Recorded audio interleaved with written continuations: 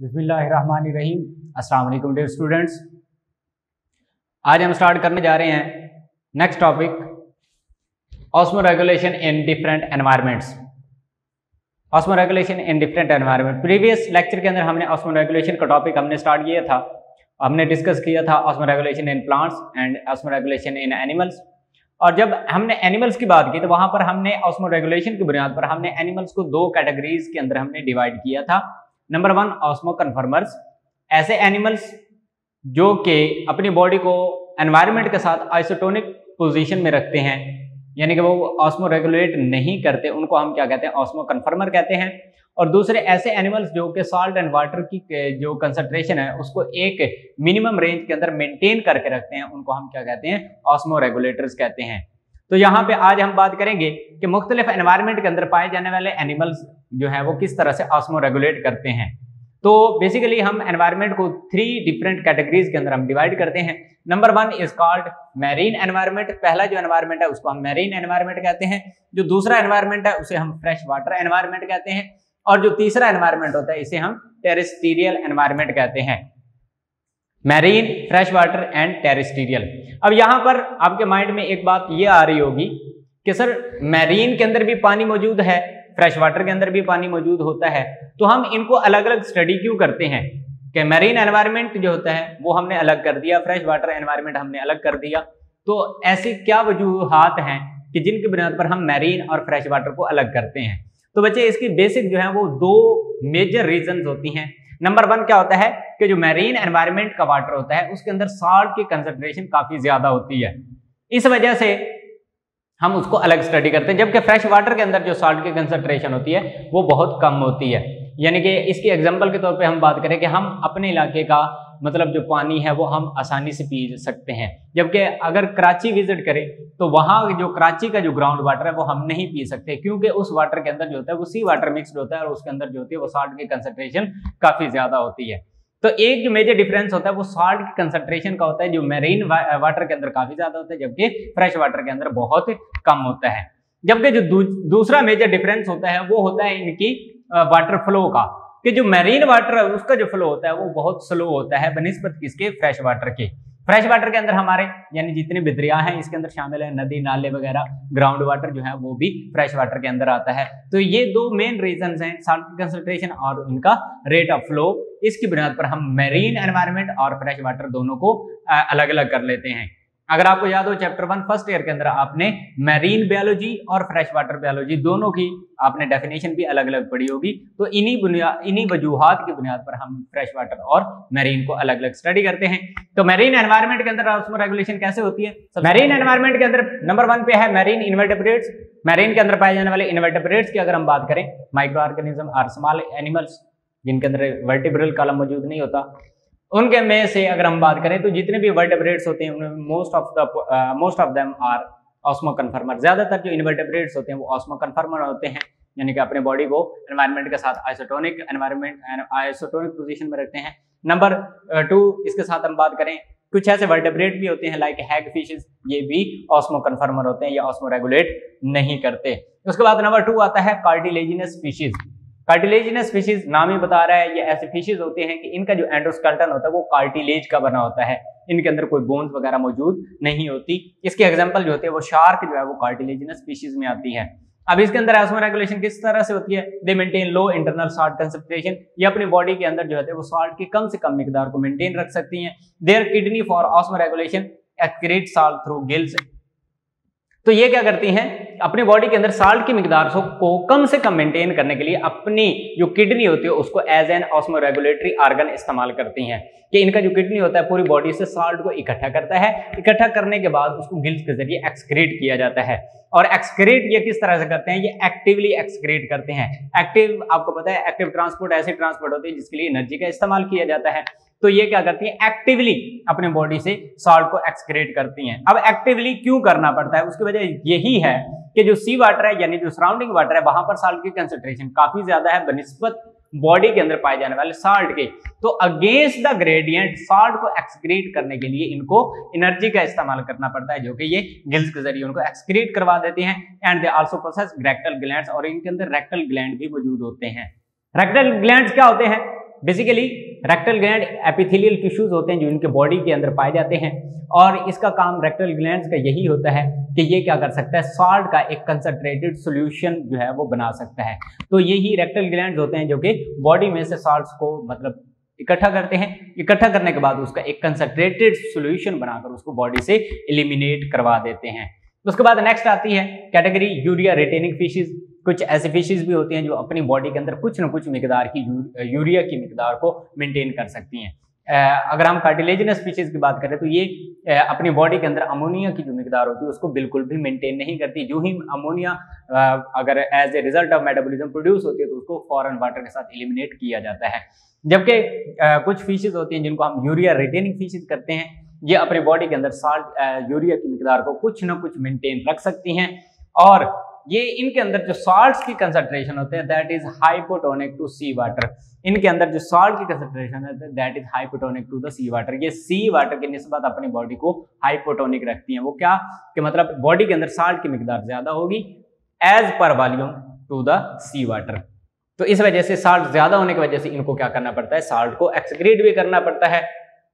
और एक यहाँ पर एक डेफिनेशन मौजूद है TMO, tri methyl amine oxide. ये मोस्टली शॉर्ट में भी आती होती है कि जो यूरिया रिटेनिंग फिशेज होती हैं, अब यूरिया जो होता है वो आपको पता है एक पॉइजनस केमिकल होता है, तो बॉडी के अंदर इसको ऐसे सेव नहीं रखा जा सकता। तो उसके डैमेज से खुद को बचाने के लिए ये एक केमिकल प्रोड्यूस करते हैं, उसे हम क्या कहते हैं, ट्राई मिथाइल अमाइन ऑक्साइड कहते हैं। ट्राई मिथाइल अमाइन ऑक्साइड, इसको शॉर्टली TMO भी कहा जाता है। तो ये क्या होता है कि urea retaining fishes retain a chemical to reduce the damage of urea that is called trimethylamine oxide.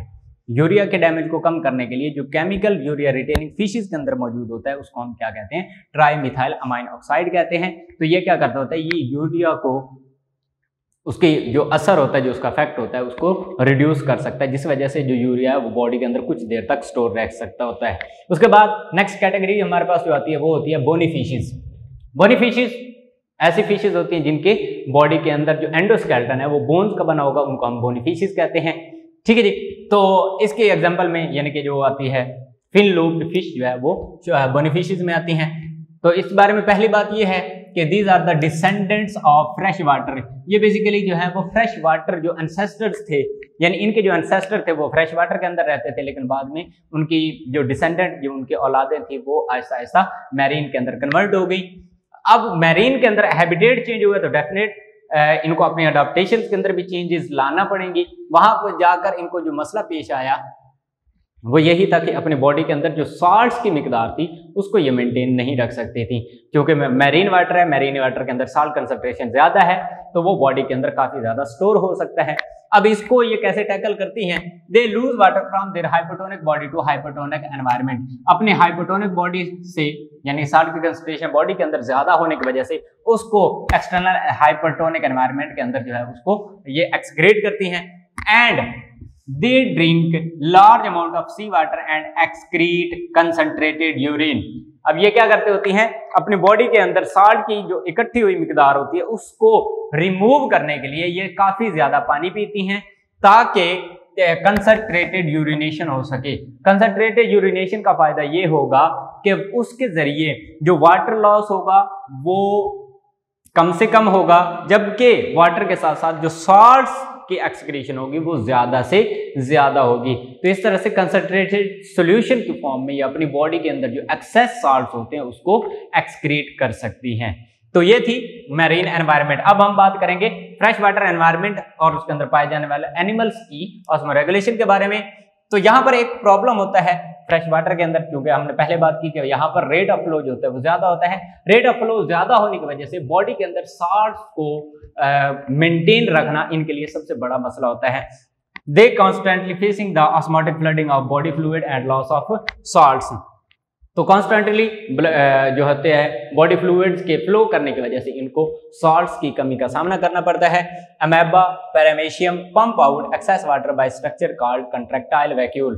तो अगर वाटर ज्यादा हो तो वाटर ज्यादा एक्सेस वाटर होता है उसको रिमूव करने के लिए अमेबा या पैरामीशियम इन्होंने एक ऑर्गेनेली डेवलप करवाई है, उसका नाम है कंट्रैक्टाइल वैक्यूल। उसका काम क्या होता है, बॉडी में से एक्सेस वाटर को वो पंप आउट कर सकता है। अब एक्सेस वाटर को रिमूव करने के लिए एक अलग से ऑर्गेनेली की क्यों जरूरत पड़ी, तो उस बारे में हम पहले बात कर चुके हैं। क्योंकि जो सराउंडिंग वाटर है उसका प्रेशर ऑलरेडी ज्यादा होता है, तो इतने प्रेशर में से भी बॉडी के अंदर जब पानी आ रहा हो तो उसको अगेंस्ट द कंसंट्रेशन अगर धकेलना पड़ेगा तो उनको पंप आउट करना पड़ता है, उसको एक्टिवली उसको एलिमिनेट करना पड़ता है। उसके बाद नेक्स्ट है fresh water animals including fishes remove excess water by producing dilute urine. तो जो फ्रेश वाटर के अंदर पाए जाने वाले एनिमल्स हैं, इनके अंदर फिशेस भी शामिल है, तो वो अपनी बॉडी में से जो एक्सेस वाटर होता है वो डाइल्यूट यूरिन प्रोड्यूस करके उसको एलिमिनेट करती हैं। अब डाइल्यूट यूरिन क्यों प्रोड्यूस किया जाता है, ताकि उसके साथ वाटर लॉस मैक्सिमम हो और उसके जरिए उसके साथ साथ जो सॉल्ट की कंसंट्रेशन है वो कम से कम लॉस हो।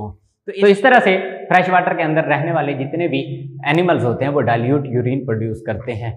And loss of salt is compensated by eating salt containing food and active Uptake of salt through gills and skin. तो ये क्या करते हैं, अपनी बॉडी के अंदर अगर साल्ट्स की कमी का सामना करना पड़ता है तो ये ऐसी गिजा खाते हैं जिसके अंदर काफी ज्यादा साल्ट्स मौजूद हो, या इसके साथ साथ ये एक्टिवली गिल्स या अपनी स्किन के जरिए अपने एनवायरनमेंट से साल्ट्स गेन भी कर सकते हैं। उसके बाद नेक्स्ट आता है टेरेस्ट्रियल एनवायरनमेंट। तो यहाँ पर जो सबसे बड़ा प्रॉब्लम होता है that is the evaporative loss of water. यहाँ पर जो मसला आता है एवेपोरेटिव लॉस ऑफ वाटर का है, क्योंकि आपको पता है टेरेस्ट्रियल एनवायरनमेंट सन से एक्सपोज्ड होता है, सन की लाइट और उसका टेम्परेचर जो होता है वो काफी ज्यादा वाटर को एवेपोरेट करता है even from the surface of the animal body. तो इस वजह से जो टेरेस्ट्रियल एनिमल्स होते हैं उनको पानी की कमी का सामना काफी ज्यादा होता है। तो फिर इसको किस तरह से टैकल करते हैं, तो इसका मतलब ये है कि यहाँ पर वही एनिमल्स जो हैं वो सक्सेसफुली अडॉप्ट हो सकते हैं जो कि लॉस ऑफ वाटर को कंपनसेट कर सकते हैं। तो दो ऐसे ग्रुप हैं जो कि सक्सेसफुली टेरेस्ट्रियल एनवायरनमेंट के अंदर अपने आप को अडॉप्ट किए हैं। Number 1 they are the arthropods and number 2 they are the vertebrates.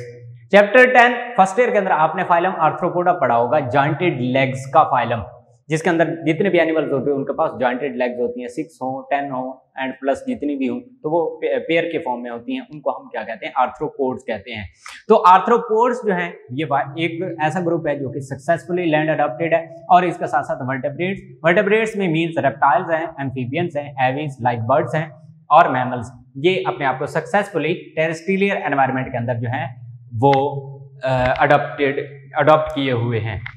अब इन्होंने कैसे ये अडॉप्ट किया उसमें हम पहले बात करेंगे animals. Animal body is covered by the multi layered dead keratinised skin cells. अब एनिमल्स ने वाटर लॉस को बचाने के लिए अपनी बॉडी के बाहर एक स्किन डेवलप की जो कि डेड सेल्स की बनी होती है या मल्टी लेयर्ड कैरेटिनाइज्ड सेल की बनी होती है, जो कि बॉडी को पूरी की पूरी बॉडी को बाहर से कवर कर लेती है ताकि वाटर लॉस ना हो सके। और कुछ एनिमल्स हैं कि उन्होंने अपने बॉडी के अंदर हेयर ऊपर जो है वो हेयर्स भी डेवलप करवाए हैं ताकि डायरेक्टली जो है वो सनलाइट से बॉडी एक्सपोज ना हो और ना ही वाटर लॉस हो सके। तो इस तरह से अपने बॉडी के अंदर वाटर को कंजर्व करते हुए ये लैंड के ऊपर सक्सेसफुली अडॉप्ट हो चुके हैं। उसके बाद जो आर्थ्रोपोड्स हैं they develop vaccine exoskeleton. Exoskeleton is a type of skeleton which is present outside the body is called exoskeleton। ये चैप्टर 16 के अंदर हम इसके बारे में मजीद डिटेल भी देखेंगे। तो जो आर्थ्रोपोड्स हैं उन्होंने अपनी बॉडी के बाहर, ठीक है, वैक्सेस की बनी एक कंप्लीट, वैक्सेस आपको पता है लिपिड्स, तो लिपिड्स की बनी उन्होंने एक कंप्लीट स्केलेटन डेवलप करवाया है जो कि फुली उनकी बॉडी को बाहर से कवर रखता है ताकि वो सनलाइट या टेम्परेचर से एक्सपोज ना हो। तो इस तरह से बॉडी के अंदर से जो है वो वाटर लॉस भी नहीं होता। तो इन्हीं अडॉप्टेशंस को अपनाते हुए एनिमल्स और जो वर्टेब्रेट्स हैं वो लैंड के ऊपर अडॉप्ट हो चुके हैं। उसके बाद नेक्स्ट थिंग कि वाटर लॉस को वो पूरा किस तरह से करते हैं, या वो अपने बॉडी को जब वाटर रिक्वायर होता है तो वो किस तरह से करते हैं। They drink and eat moist food. वो या तो डायरेक्टली पानी पीते हैं जैसे कि हम भी पीते हैं डायरेक्टली, या तो पानी पीते हैं, या ऐसी गिजा खाते हैं जिसके अंदर काफी ज्यादा मॉइस्चर मौजूद होता है या नमी मौजूद होती है। तो ऐसी गिजा खाने से बॉडी के अंदर जो वाटर लॉस होता है उसका पूरा हो सकता है। ठीक है जी। कहता है some time animals have metabolic and behavioural adaptation. तो कहता है कि कुछ एनिमल्स होते हैं उनके पास मेटाबॉलिक या बिहेवियरल अडाप्टेशंस भी होती हैं। अब मेटाबॉलिक अडाप्टेशंस ऐसी अडाप्टेशंस होती हैं कि वो मेटाबॉलिज्म को यूज करते हुए अपनी बॉडी की रिक्वायरमेंट को पूरा कर सकते हैं। ऐसे को हम मेटाबॉलिज्म या मेटाबॉलिक अडाप्टेशन कहते हैं। ठीक है जी। और दूसरी होती है behavioural adaptations. Behavioural adaptation basic ऐसी अडाप्टेशंस को कहते हैं जो हम अपने अमल से या अपने एक्शन से शो करवा सकते हैं, उसको हम बिहेवियरल अडाप्टेशन कहते हैं। अब इसकी सिंपल एग्जांपल बिहेवियरल अडाप्टेशन की कि जब सर्दियां आती हैं तो हम लोग धूप में बैठना पसंद करते हैं, ठीक है, ताकि हमारी बॉडी का जो टेम्परेचर है वो एनवायरनमेंट के निस्बत जो है वो थोड़ा सा राइज हो सके, क्योंकि हमने क्या करना होता है, थर्मो रेगुलेट करना होता है, बॉडी के टेम्परेचर को मेंटेन रखना होता है। इस वजह से हम धूप में, और जब गर्मी आती है या समर सीजन के अंदर हम छांव वाली जगह पर या ऐसी जगह जहां पर फैन या एसी वगैरह अवेलेबल हो वहां पर बैठना पसंद करते हैं। तो अब ये जो अडॉप्टेशंस हैं, अब डिफरेंट एनवायरनमेंट के अंदर हम डिफरेंटली बिहेव कर रहे हैं। जब सर्दियां आती हैं तो हम धूप में बैठना पसंद करते हैं, जब गर्मी आते हैं तो हम छांव में बैठना पसंद करते हैं। तो ये काम जो हम अपने बिहेवियर के जरिए या हम अपने अमल के जरिए जाहिर कर रहे हैं, इसको हम क्या कहते हैं, बिहेवियरल अडॉप्टेशन कहते हैं। तो कहते हैं कि वाटर लॉस को बचाने के लिए कुछ एनिमल्स ऐसे भी होते हैं वो अपने बिहेवियर के जरिए या अपने मेटाबॉलिक एक्शन के जरिए भी उसको कंपनसेट करते हैं। तो उसकी एग्जांपल जो है वो दी हुई है कैंगरू रैट की। अब कैंगरू रैट दो अलग एनिमल नहीं है कि कैंगरू अलग रैट अलग, नहीं, कैंगरू रैट एक ही एनिमल है जो कि डेजर्ट्स के अंदर पाया जाने वाला एक रैट है, जिसकी जो है वो शक्ल कुछ ना कुछ कैंगरू से मिलती जुलती है।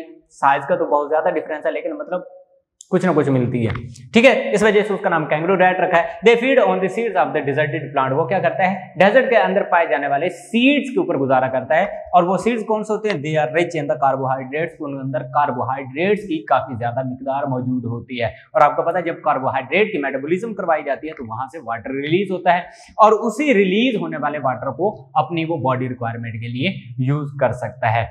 तो इस तरह से कैंगरू रैट के अंदर जो है वो मेटाबॉलिक एडाप्टेशन मौजूद है कि वो मेटाबॉलिज्म के जरिए गेन होने वाला जो वाटर होता है उसको यूज कर सकता है।